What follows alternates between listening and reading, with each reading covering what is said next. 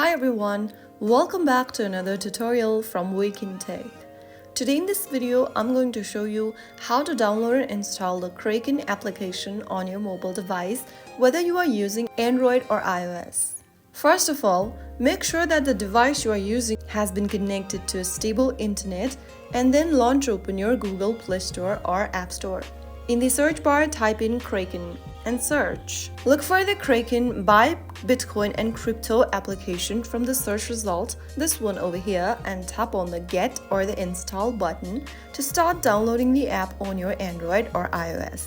Wait for the application to download and install, which will take a couple of minutes. And after the download is complete, you can easily launch the app open. You can then sign in or create a new account.